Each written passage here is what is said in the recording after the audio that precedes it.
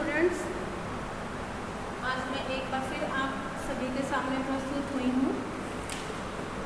आज हम 11वीं कक्षा का पाठ 2 राजस्थान की रजत बूंदे नामक विषय पर हम चर्चा करेंगे। इसके जो लेखक है वो है अनुपम मिश्र जी। तो इस पाठ का जो शीर्षक है राजस्थान, रजत का मतलब होता है चमकीली बूंदे, राजस्थान की रजत बूंदे यानी कि चमकीली बूंदे। तो ये आप समझ ही गए होंगे कि हम यहाँ पर पानी पर चर्चा करेंगे, ठीक है।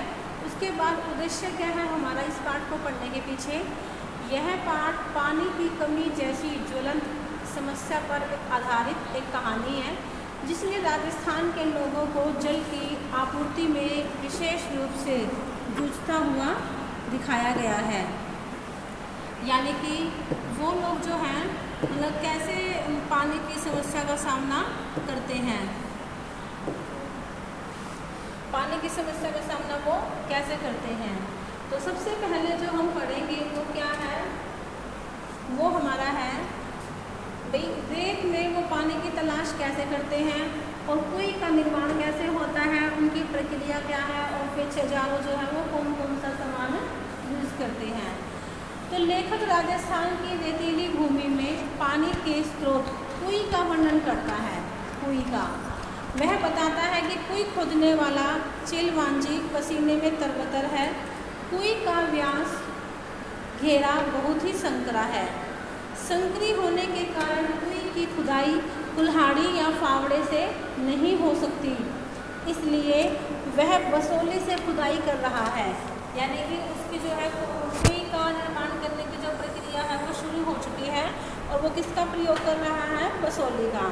तो अंदर भयंकर गर्मी है और गर्मी कम करने के लिए बाहर खड़े लोग बीच बीच में मुट्ठी भर रेत बहुत जोर से फेंकते हैं ताकि वहाँ पर जो है गर्मी कम हो जाए। इससे ऊपर की ताज़ी हवा अंदर आती है और गहराई में जमी दम घोटू जो गर्म हवा है वो बाहर निकलती है। चिलवांजी सिर पर कांसे, पीतल या अन्य किसी धातु का बर्तन टोप की तरह पहनते हैं। यानी कि सबसे पहला जो सामान है छेजारो वो क्या यूज करते हैं? अपने सिर पर वो टोप पहनते हैं। तो वो किस धातु का बना होता है? कांसे, पीतल या अन्य धातु का, ताकि रेत के जो कण हैं वो सिर पर लगने के कारण चोट न लगे। थोड़ी खुदाई होने पर चिलवांजी के पैरों के आसपास इकट्ठा हुआ मलबा बाल्टी के माध्यम से बाहर निकाला जाता है। चिलवांजी कुएं की खुदाई व चिनाई करने वाले ये प्रशिक्षित लोग होते हैं और फिर उनको ट्रेनिंग मिली होती है।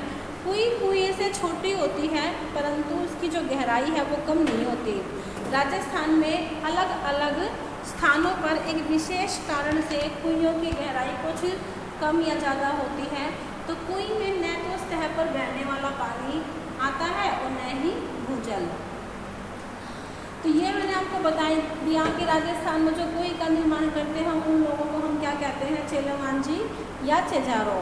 तो ये लोग बड़ी सफाई से इस कला को अंजाम देते हैं। मुश्किल से 4 से 5 हाथ के घेरे की जगह को उसी के अनुपात में 60-65 हाथ गहराई तक उतारना और साथ में उसकी चिनाई भी करके जाना बहुत बड़ा कठिन काम है।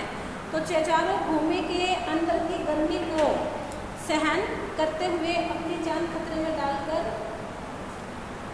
में डालकर दूसरों की प्यास बुझाने के लिए कुएं के रूप में पानी का स्रोत बनाते हैं। उसके बाद है दूसरा, कुएं बनाने के लिए वो कैसी मिट्टी का प्रयोग करते हैं? खड़ी या पत्थर की जो पट्टी होती है उसका क्या महत्व होता है? तो मरुस्थलीय क्षेत्रों में बड़े बड़े कुएं खोदे जाने पर मिट्टी का जो रूप है वो धीरे धीरे बदलता रहता है, जिससे छेजारो को 10-15 हाथ से 50-60 हाथ नीचे खड़िया पट्टी का पता चल जाता है। तो उनको कहाँ से कहाँ तक? 10-15 हाथ से 50-60 हाथ नीचे खड़िया पट्टी का जो है हमें पता चल जाता है। बड़े कुओं को 150 या 200 हाथ तक खोदने पर पानी निकल जाता है। तो अगर हम बड़े कुएं खोदते हैं तो उनको कितना खोदना पड़ेगा? हमें 150 से 200। परंतु वह पानी इतना नमकीन होता है कि इसे पीने के लिए प्रयोग में नहीं किया जाता। तो ऐसी स्थिति में पीने योग्य पानी के लिए इन क्षेत्रों में क्या बनाई जाती हैं? कुइयाँ बनाई जाती हैं।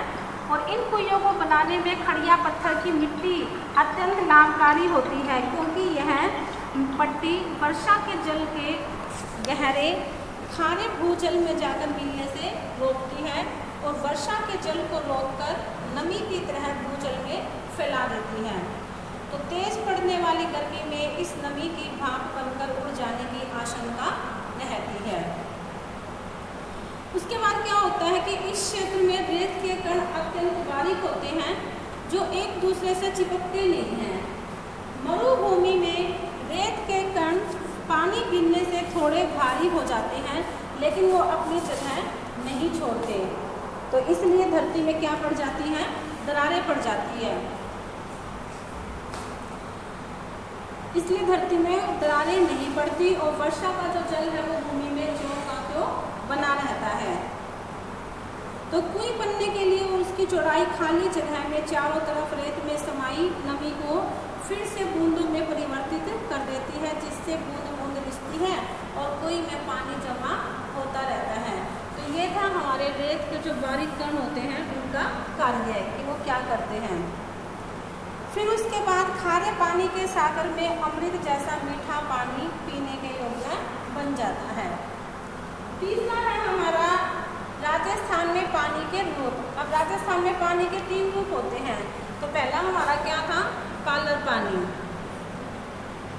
क्या होता है पालर पानी? अब अमृत रूपी पानी पाने के लिए मरुभूमि के समाज ने कठोर परिश्रम किया, जिसके फलस्वरूप पानी संबंधी उनके अनुभव इतने गूढ़ हो गए हैं कि उन्होंने पानी को ही 3 रूपों में बांट दिया है। तो पालर पानी क्या होता है? सीधे बरसात से मिलने वाला पानी।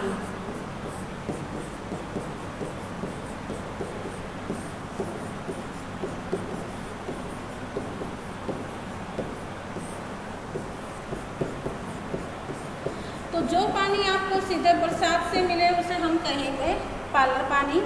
और यह धरातल पर बहता है और इसे नदी और तालाब आदि में रोक लिया जाता है। तो इसको हम किस में रोक लेते हैं? नदी व तालाब में। तो उसे हम क्या कहेंगे? ये क्या है आपका? ये है पालर पानी। ठीक है। अब दूसरा क्या है आपका? दूसरा है आपका पाताल पानी। पाताल पानी। अब पाताल पानी क्या होता है वो देखिए।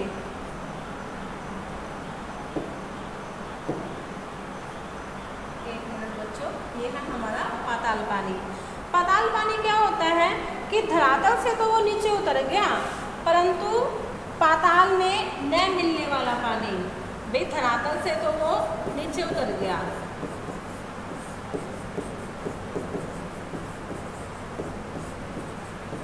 परंतु वो कहाँ नहीं मिला? पाताल में।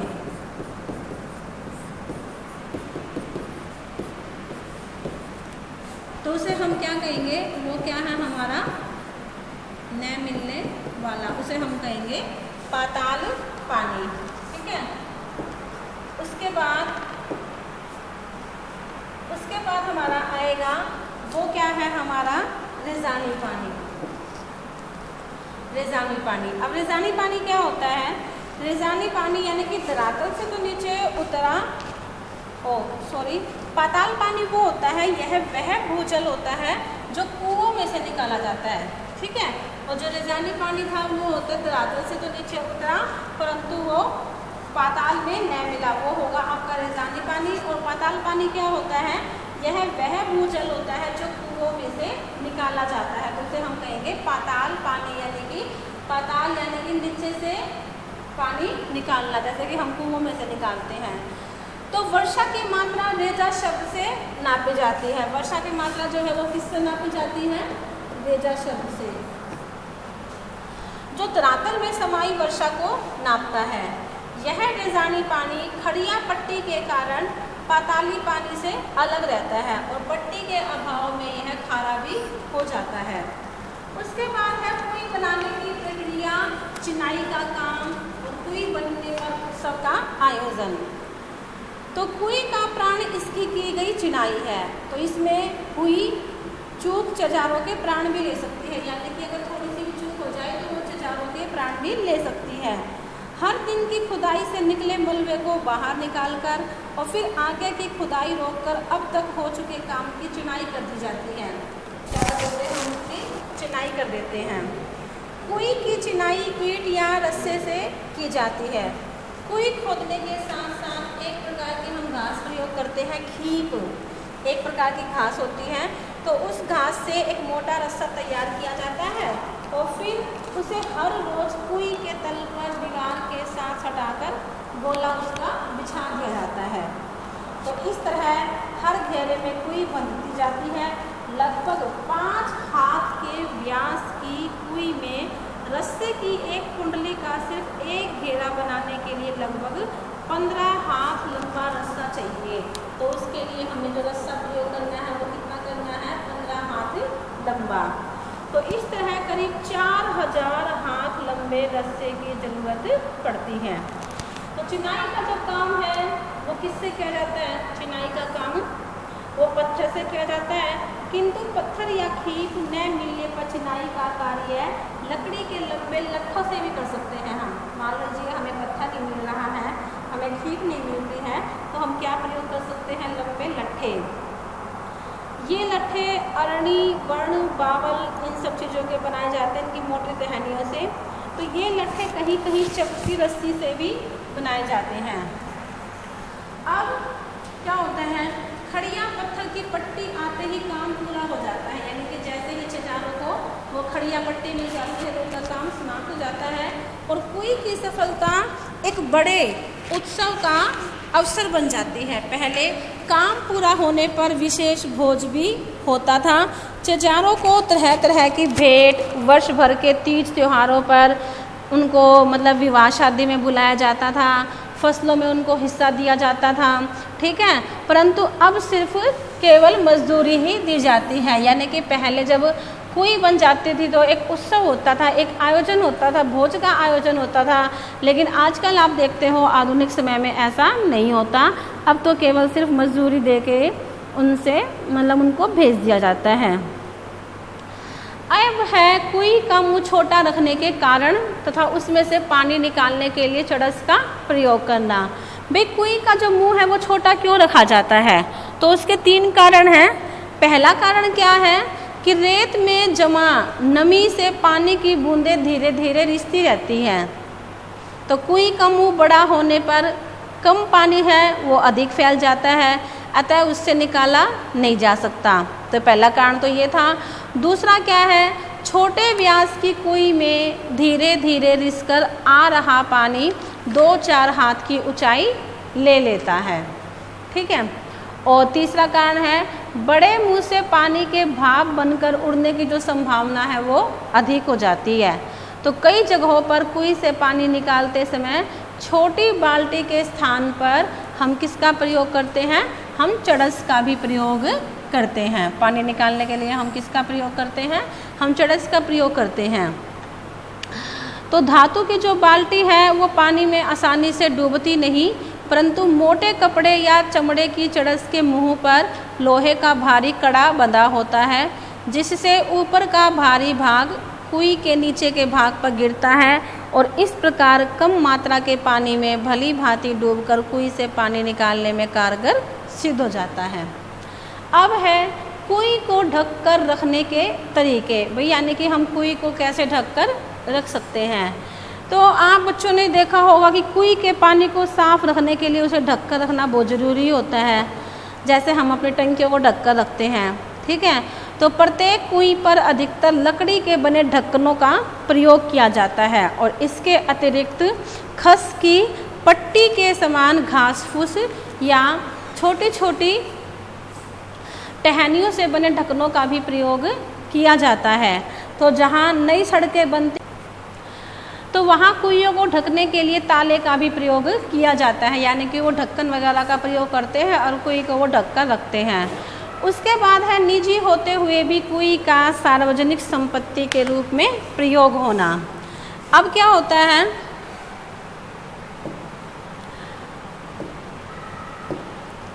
बिखड़िया पत्थर की जो पट्टी है खड़िया पत्थर की जो पट्टी है वो एक बड़े क्षेत्र से होकर गुजरती है और इस कारण कुई लगभग हर घर में मिल जाती है।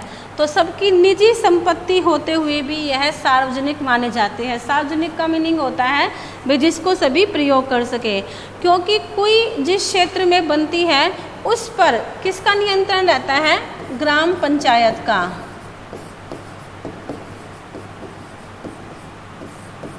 तो उन पर ग्राम पंचायत का नियंत्रण रहता है।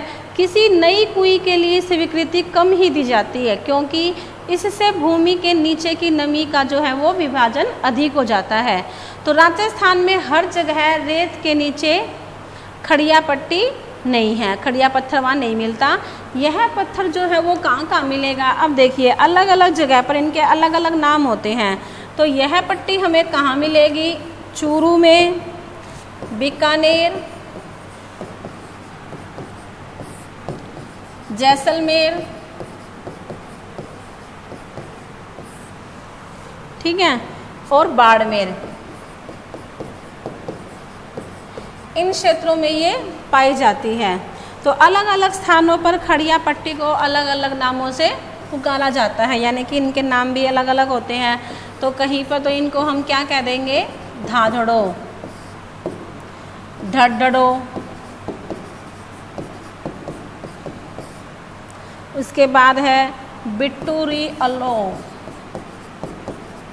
बिट्टू रो बलियो, और कहीं पर उनको केवल हम खड़ी भी कह देते हैं। तो इसी खड़ी के बल पर खारे पानी के बीच बनी हुई कुई लोगों को मीठा पानी देने के लिए निरंतर खड़ी रहती है। तो बेटा, मैंने आपको यह पाठ अच्छी तरह समझाने की कोशिश की है। तो राजस्थान में पानी की अत्यधिक कमी पाई जाती है। तो वहाँ के लोग इस समस्या से छुटकारा पाने के लिए क्या करते हैं? वो कुई का निर्माण करते हैं। तो कुई को वो खोदते हैं, जैसे हम आजकल घरों में लगा लेते हैं ये समरसीवर वगैरह, वो उसी का ही एक रूप होता है। फिर कुई जब बन जाती है तो वो उत्सव मनाते हैं, फिर उनको मतलब वो ढककर भी रखते हैं, और निजी होते हुए भी जो उनकी कुई है वो सार्वजनिक कैसे बन जाती है। तो मैं उम्मीद करती हूँ कि आपको यह पाठ अच्छी तरह समझ में आ गया होगा।